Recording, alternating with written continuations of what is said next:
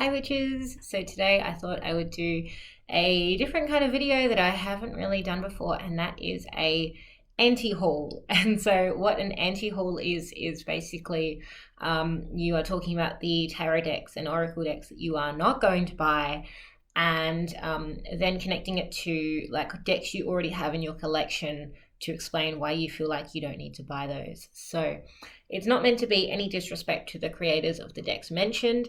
It's just meant to be, kind of identifying that actually you don't need that in your life, and that is okay. Having said that, someone else may look at that deck and go, hey, this is a deck that I absolutely need in my collection.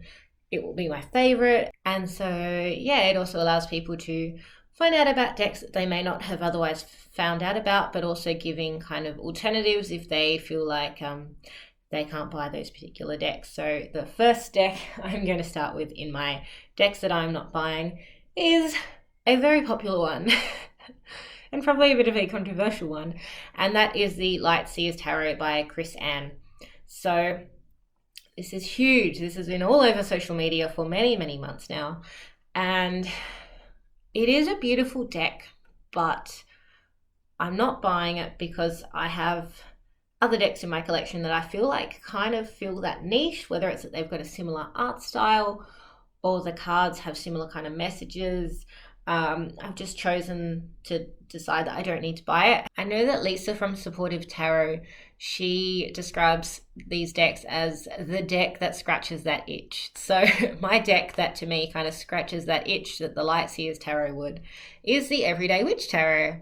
So the Everyday Witch Tarot is another mass market deck, but to me it's got that kind of similar art style. Admittedly, it's different. Like Everyday Witch is much more witchy, whereas the Lightseers is more kind of modern, spiritual. But to me, when I look at them, I feel like this would read better for me, and this does read really well for me. So I don't feel like I need to obtain the Lightseers Tarot instead, because I already have this. The other deck that is on its way is the Bonestone and Earthflesh Tarot, and to me, again, that's kind of similar to the Lightseers Tarot. The next deck that I will not be buying is the Kim Cran's Wild Unknown Archetypes deck. So this is another one that has been extremely popular. It's been a little bit divisive, but I looked at it, and the deck to me in my collection that is similar, and the reason that I feel like I don't need to buy the Archetypes deck, is the Illuminated Earth Oracle by Clare Mack, which is a indie deck. Admittedly, I understand that this is probably more expensive than the Kim Cran's Archetype deck, but I feel like I would be using this one more than the Kim Cran's Archetypes deck. So the Archetypes deck, it's more kind of abstract, and so this is a similar kind of art style, but this is an art style all of its own. So this is the card for Harmony, Obstacle, Cosmos. So as you can see, it's got a similar kind of theme: retreat, water. So it's got a similar kind of theme, and I just feel like this, to me, scratches that itch. Whoops. And so, yeah, I feel like the Illuminated Earth Oracle is the deck that I already have in my collection, so I don't need to go and buy the Archetypes deck by Kim Cran's. Now, the next deck, it's more of a category of decks that I won't be buying, and that is the kind of old style Green Witch kind of theme. And so those are decks like the Green Witch Tarot and the Wildwood Tarot and those sorts of decks. And the reason that I won't be buying those, even though I've wanted the Green Witch Tarot in the past, is because I discovered the Forest of Enchantment Tarot. Now, the Forest of Enchantment Tarot, it's one of Llewellyn's newer decks, and it is just this whimsical green kind of fairy wonderland of a deck. And as you can see, it is kind of similar to decks like the Green Witch Tarot and the Wildwood Tarot, but this is just more my kind of my kind of art style. I also really like that this one is borderless. I think the Greenwich Tarot is borderless as well, but I don't know, I also feel like this is a bit more cohesive. Like there's a few card images in both of those decks where I look at them and I kind of go, I'm not quite sure that that's how I see the card and its meaning. Whereas I don't think there's a single card in this deck that I don't like. So the Forest of Enchantment Tarot to me is that deck that scratches that itch for that kind of green, whimsical, old world style deck. The next deck that I won't be buying is the Threads of Fate decks. So I know that the Threads of Fate have Oracle decks out in various different like themes or editions. Like there's one which is like a darker kind of edition. I think there's like a rose gold edition. And they now have a tarot deck out. And they are very kind of modern and like almost like minimalistic in terms of art style, but I already have a deck in my collection that's kind of similar to that, and that is the Connected and Free Alchemist Oracle. I've also previously owned the Illuminate Tarot, which is by the same creator as the Connected and Free, so they're both by Inner Hue, and to me this is that deck that scratches that itch. So they similar in that they have the keyword and just like a kind of simple image to represent that that feeling of the card. So admittedly this one is probably a bit more colorful. This one they use watercolor, whereas Threads of Fate, it's more that kind of foil on like a kind of more muted kind of background. But to me it's quite similar to me. I feel like having that's the Threads of Fate decks in my collection, which I have wanted in the past. I just wouldn't use them as much because I already have this deck, and this deck to me scratches that itch.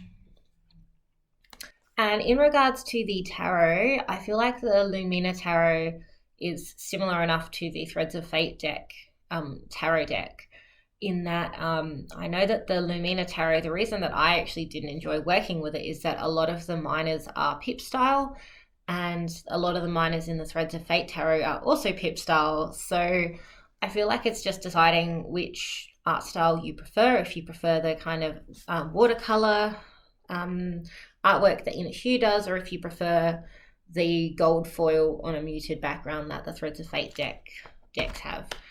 But to me, I just prefer the Inner Hue decks, and so I don't feel the need to get the Threads of Fate decks. And the next category of decks is the modern take on an old classic, which is the those kinds of decks that they will add something to the Rider-Waite decks to make it different. So things like the Modern Witch Tarot and the Tarot Mood, they are both modelled quite heavily after the Rider-Waite imagery. But I don't feel the need to get them because I'm not a huge fan of the Rider-Waite style imagery. Having said that, I do own one Rider-Waite deck, and that is the Tiny Tarot, which is tiny.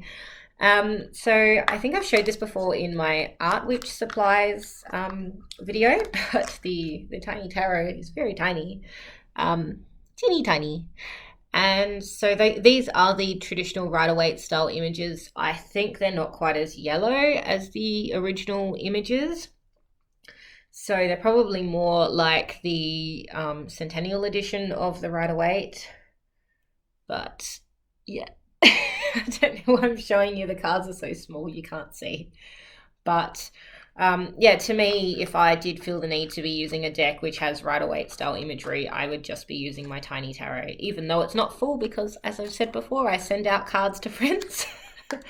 But yeah, I don't feel like I need to buy those decks, and I actually also feel like it would actually be quite a good exercise for people to like make their own variations of the decks. Like, you know how the Tarot Mood has like the speech bubbles on there? Like, do you remember those stickers from the 90s that you would put on like your photographs and you would write something in there? You could totally do that with a Rider-Waite style deck. And you could like make it your own, and that'd be quite cool. Yeah, I want to see some DIY versions of the tarot mood now. I feel like that would be cool. Or you can even do that with any kind of deck. Any kind of deck, and you put like your own kind of speech bubbles to represent the mood of that card. That'd work. That's creative. Someone should do that. Now, the next kind of decks that I won't be buying, even though in the past I have considered, are the Moonchild Tarot and the Starchild Tarot. So they are hugely, hugely popular. I think is it Rebecca Campbell makes those? And they also did the Work Your Light Oracle, and what was the other one? The Starseed Oracle. Yeah, those sorts of decks. Now, they are quite pretty, and I was quite drawn to the Starchild Tarot, but the deck in my collection that scratches that itch. I'm just going to show you this tarot wrap first, because I love these little bags. So the deck that scratches that itch, this is my baby. I call this my baby because this is my most used tarot deck. It is an indie deck. It is by the same artist that did this painting, and that is the Pythonic Tarot by Jessica Shaw. I just need to carefully find images that I can show because there's quite a bit of nudity in this deck, but they have that dark kind of vibe, and I just really love the color palette in this deck. How there's a lot of like purples and blues and black.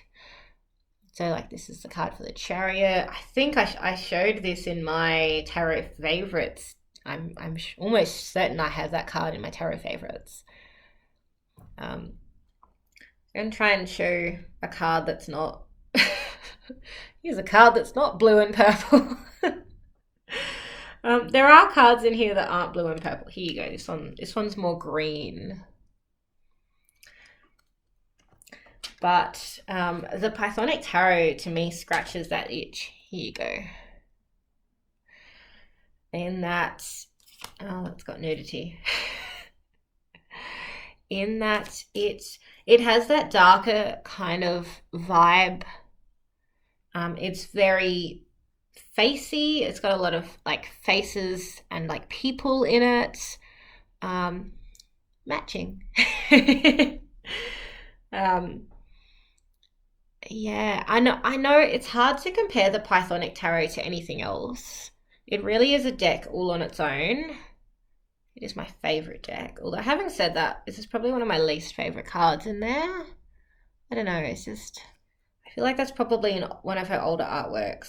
Yeah, to me, it's got that really emotive feel. It's got a lot of strong imagery. It's got a lot going on in each card, and because of that, it reads really well with me. And so I feel like this is the deck that I'm drawn to, that if I had the Starchild or the Moonchild Tarot, when I'm in those moods to read with those decks, I would just be going for this deck. So that's why I won't be buying the Starchild or Moonchild Tarot or those kinds of decks. The next category of decks that I won't be buying are those kinds of botanical themed tarot decks. Now, when it comes to botanical themed decks, I have a lot of them, but they're mostly oracle decks. And I can see the way that plants can connect to the tarot. However, I just don't feel like it's done very well. I own the Botanical deck by Jessica Bott, which is a beautiful deck. It's an indie deck. And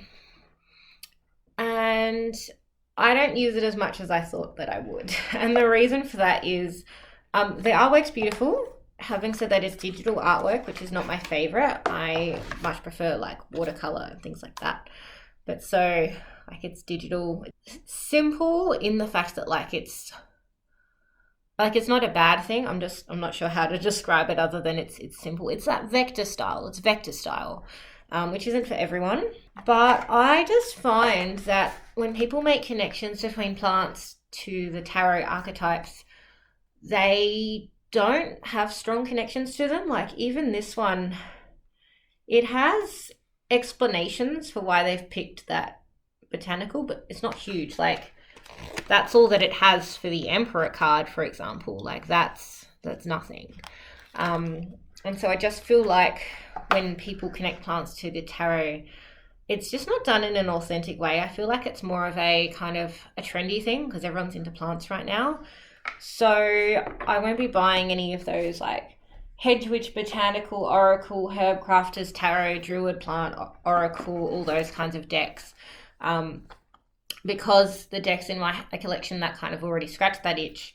So I've got the Botanical deck, even though I'm not like over the moon about it. I feel like the guidebook is lacking. I feel like that connection behind the plants and the cards, it's not there. So like if I use the cards, I tend not to use the guidebook, and I tend to kind of look at my my books that I have on herbs, like, you know, Cunningham's Encyclopedia, things like that. There are, however, some botanical decks that I do really enjoy working with, and I'm going to show you a couple of them, but quite honestly, I could do a whole video on botanical decks because they make up a huge part of my collection. I've probably got way too many of them. So the one that I think I love the most is the Maiden Oracle by Leila and Olive. This was a deck I was on the fence about buying because it was extremely expensive. To get it from the US to Australia, it was something like $120, which is a lot of money to be spending on a deck. However, it is a beautiful deck. It is a very beautiful deck. Very beautiful deck. It's got that matte gold edging. It's got that thicker kind of matte cardstock that doesn't bend. It's one that's my favorite. I've realized it's actually very similar in terms of like the actual deck and the cardstock to the Oracle of Essences, which I talked about in my May favorites video. So this to me is like just the ultimate botanical deck. And now, having said that, the guidebook is not going to tell you how to use that plant. The guidebook, it kind of talks in riddles. It's poetry, which is really beautiful. And I think that in itself it adds to the divination aspect of working with this deck. Like, you can divine from reading the poetry, and it can really give you that intuitive hit. So it is an extremely intuitive deck, and I do really like that about it. So, and I also really like that it's got a lot of plants which are more associated with the poison path. It also has my beloved Greek goddesses in there. And it's got keywords for some of them, like, you know, Viola is healed above. But I do really, Belladonna, cut the thread. I do really find a lot of value in this deck, and I do feel like this is one of the better botanical decks that is out there. So that's probably my favorite botanical deck, but I also wanted to give a special mention to Cheralyn and Darcey's decks. These are published by Rockpool Publishing. I have 3 of her decks, I think. I've forgotten how many of her decks that I have. I know I definitely have Flowers of the Night, and I have the Australian Wildflowers deck. I think I've got a few cards from some of her other decks as well. She has a Green Witch tarot deck coming out in the future as well, which I am curious to see. When more images of that come out, I may end up buying that. That may be my ultimate botanical themed kind of deck. That's so similar to the Maiden Oracle. It's Oracle, so it has keywords and the plant, and it's got some imagery. The art styles are very different, of course. So Cheralyn, she does like printing, and then she adds some watercolor and ink to it afterwards. And the botanicals really are at the forefront of this deck.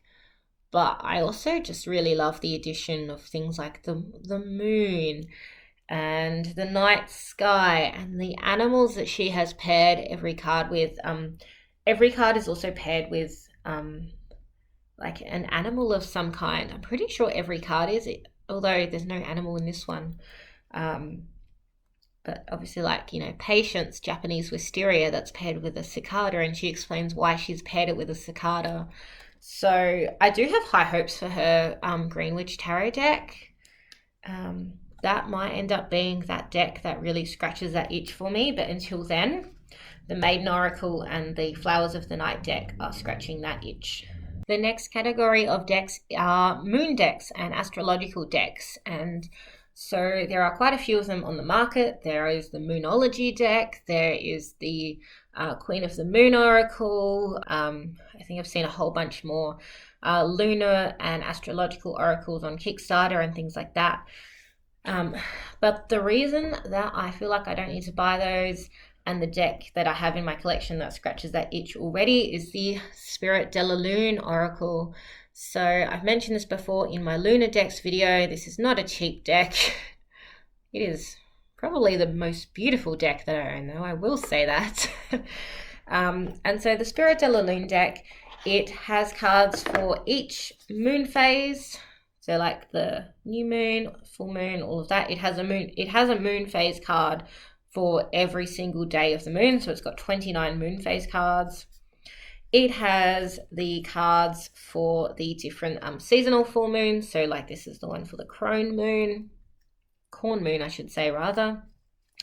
And then it also has cards for different events like lunar eclipse, and it has cards for the astrological signs, so like Taurus.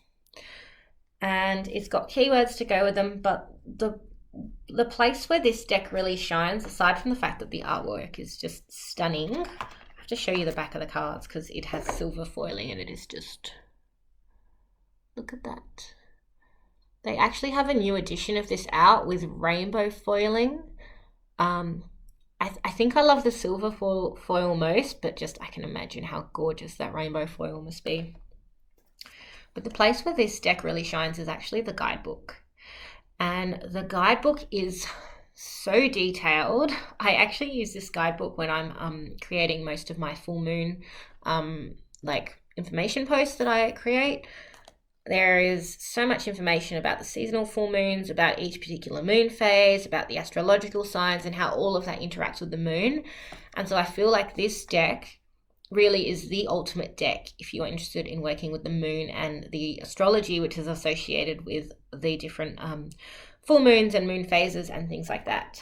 So that is the deck in my collection that scratches that itch, the Spirit de la Lune Oracle. And last but definitely not least is the animal decks. Particularly I think of decks like the Wild Messengers Tarot. That is a gorgeous deck, it really is. But I already have an animal deck in my collection that I use so much. I got so excited when I found out that the creator was doing a second version to accompany this, and that is the Animal Allies deck by Jessica Swift.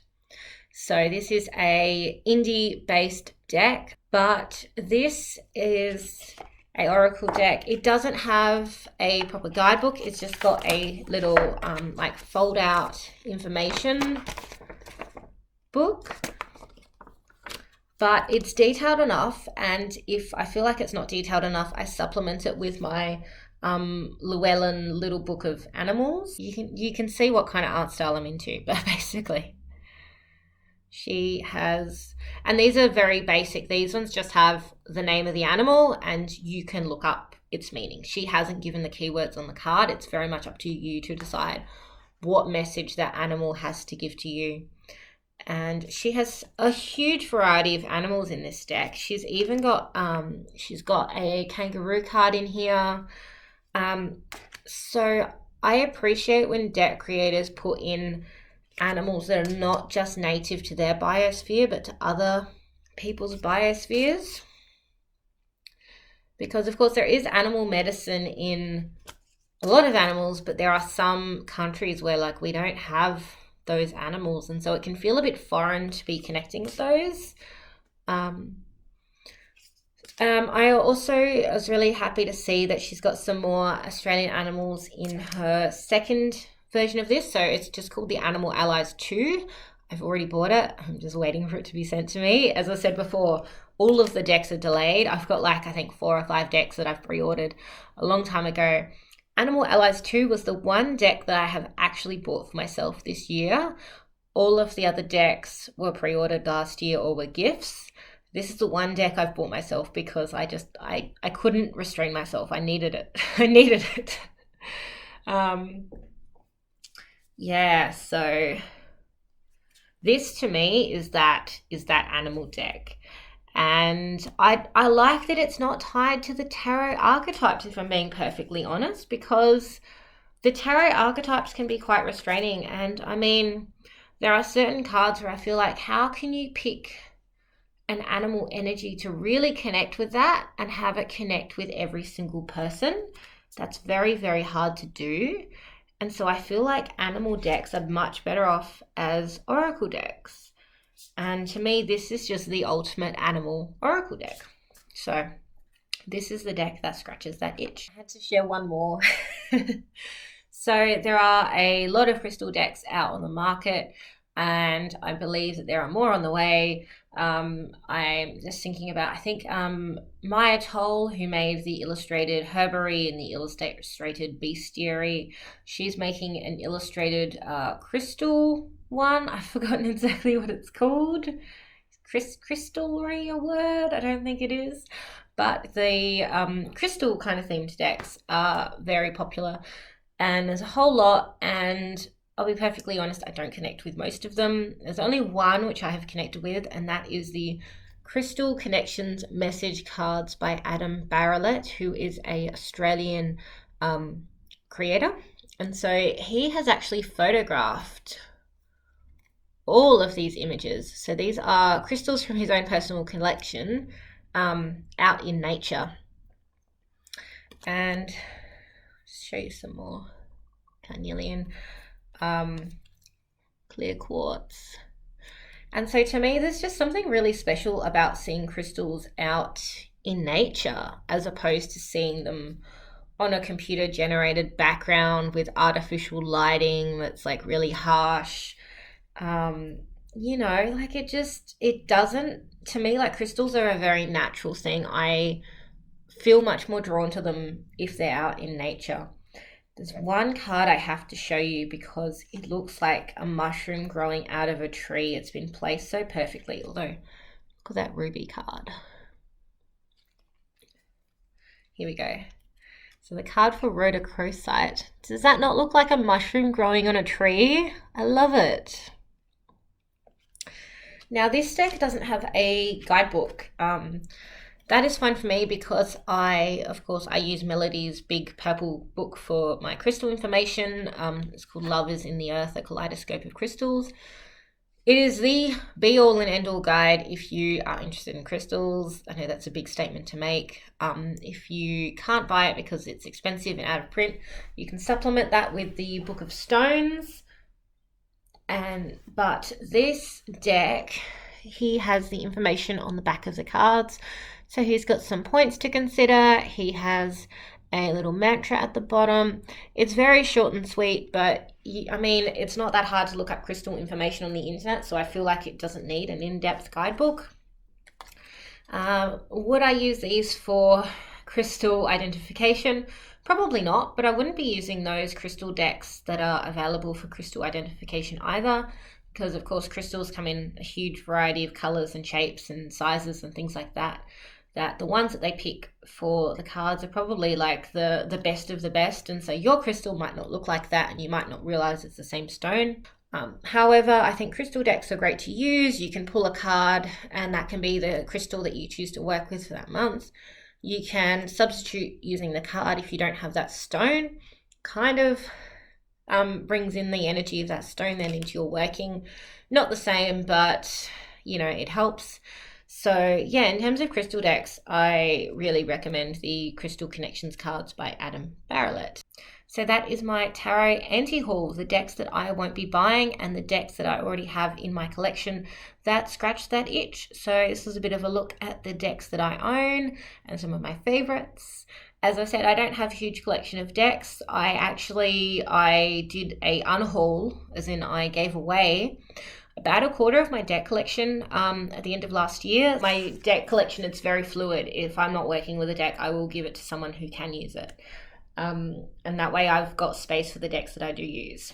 So that was my deck anti-haul. So I'm curious to know some of the decks that I mentioned, decks that you have bought, or are there any decks where you have also decided that you're not going to buy? I would really love to know your thoughts, so let me know down in the comments below. Have a wonderful day, and I will see you next time. Bye!